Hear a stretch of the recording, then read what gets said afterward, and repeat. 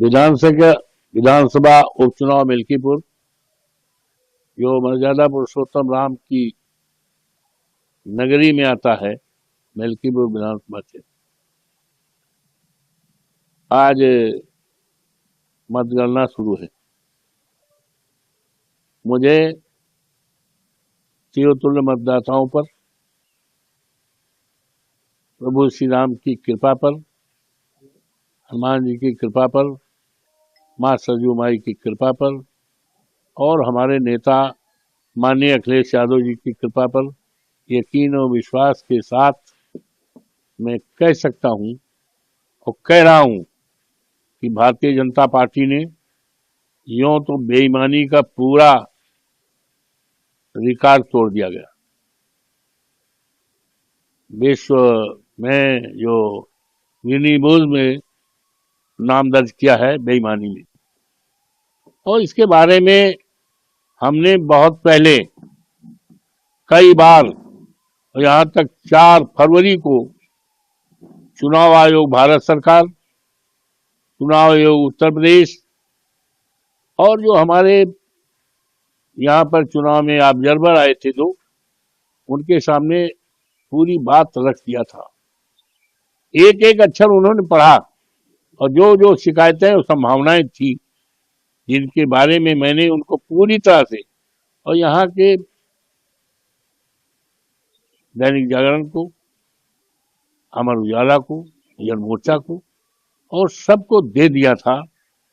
और चुनाव जब हो रहा था तो जिन जिन शिकायतों पर, संभावनाओं पर मैंने दिया था, वो सारी हमारी शिकायतें, संभावनाएं पूरी तरह से उस समय साबित हो रही थी। जिस समय बूथों पर भारतीय जनता पार्टी के गुंडे कैप्चर कर रहे थे, यहां तक पीठासीन अधिकारी बटन दबा रहे थे, इसकी शिकायतें दिया। लेकिन उन शिकायतों पर जो ऑब्जर्वर आए थे अटेंड करते थे जरूर, हाँ जी करते, लेकिन कुछ नहीं किया और पूरी तरह से लूटपाट किया गया। इसके बावजूद भी भारतीय जनता पार्टी हारेगी।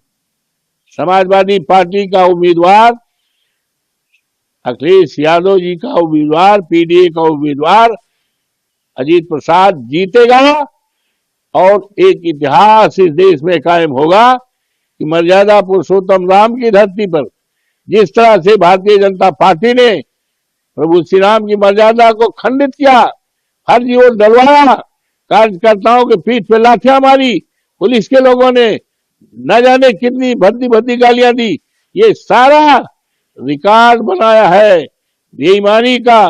और अफसोस है कि चुनाव आयोग पूरी तरह से खामोश रहा। ऐसा लग रहा था चुनाव आयोग भी सरकार के दबाव में आया है। जिस तरह से यहाँ के अधिकारी चुनाव में दबाव में आकर योगी जी ने जो कहा था चुनाव जिताने का, समाजवादी पार्टी को हराने का, वही काम किया।